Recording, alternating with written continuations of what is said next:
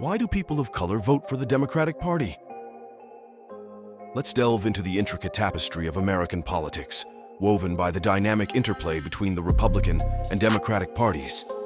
These two pillars of the American political landscape have evolved significantly since their inception, shaping the nation's history and policy landscape. From the abolitionist movement to the New Deal, from Reaganomics to Obamacare, their ideologies have clashed and converged, reflecting the diverse values and aspirations of the American people. In recent years, the rise of figures like Donald Trump has brought new dimensions to this political theater. Trump's rallying cry to voters, echoing through rallies and Twitter feeds alike, encapsulates his appeal: "We will make America great again." But what exactly does this mean? And how does it resonate with voters across the political spectrum? The historical policies of the Republican and Democratic parties regarding people of color have evolved significantly over time, reflecting broader societal changes, political realignments, and shifts in public opinion. First, the Republican Party. Number 1. The Civil War era.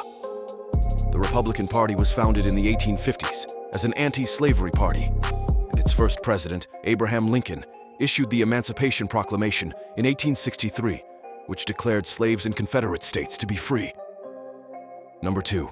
Reconstruction era.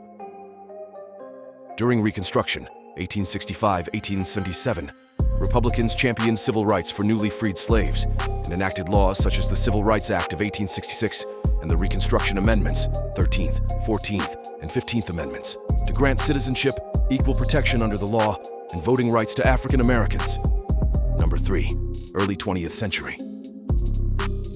In the early 20th century, Republican presidents like Theodore Roosevelt and William Howard Taft were generally supportive of civil rights, though the party's support for African Americans began to wane as the party shifted towards a more conservative stance.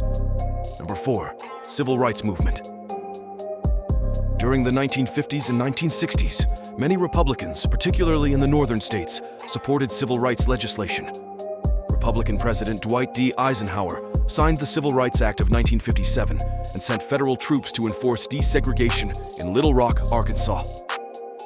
Number 5. Modern era. Since the mid-20th century, the Republican Party has undergone significant ideological shifts, with some elements becoming more conservative. While there are still Republicans who support civil rights initiatives, the party's stance on issues like affirmative action, voting rights, and criminal justice reform has become more polarized. Next, the Democratic Party. Number 1. Founding and Civil War era. The Democratic Party historically had a strong base in the South and was associated with states' rights and the preservation of slavery. Many Southern Democrats were opposed to civil rights for African Americans. Number 2. New Deal era. During the Great Depression and the New Deal era of the 1930s and 1940s, Democratic President Franklin D. Roosevelt's policies aimed at economic relief and recovery benefited many African Americans who had been disproportionately affected by the economic downturn. Number 3. Civil rights movement. While some Democrats, particularly in the South, opposed civil rights legislation, the party as a whole began to embrace civil rights more openly during the mid-20th century. Democratic President Lyndon B. Johnson signed the Civil Rights Act of 1964 and the Voting Rights Act of 1965, which were landmark pieces of legislation in advancing civil rights for African Americans. Number 4. Modern era. Since the 1960s, the Democratic Party has generally been associated with advocating for civil rights, social justice, and racial equality. Democratic politicians have often been at the forefront of initiatives to address issues like systemic racism, police reform, and economic disparities affecting African American communities. Both parties' positions on racial issues have evolved over time, and there is diversity of opinion within each party on how to address these issues. Additionally, individual politicians may have different views from their party's platform. As the Republican and Democratic parties have evolved over time, their significance in shaping the political landscape of the United States has become increasingly evident. From their early roots to their present-day iterations, these parties have served as vehicles for ideological expression, policy formulation, and the exercise of democratic principles. Amidst this evolution, figures like Donald Trump have left an indelible mark, challenging conventional norms and reshaping the political discourse.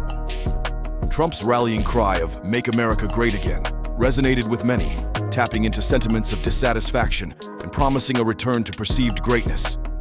In his own words, he urged voters, "We will make America strong again. We will make America proud again. We will make America safe again. And we will make America great again." However, his presidency also sparked fierce debates, illustrating the deep divisions within the American electorate. As the parties continue to adapt to the ever-changing socio-political landscape, the importance of active participation and informed engagement in the democratic process remains paramount. The choices made today will shape the future trajectory of the nation, underscoring the enduring significance of these political institutions. Make America great again, taking us back to a better time. But where are they taking us to? Oscar the Old Guy, life coach and ALS warrior,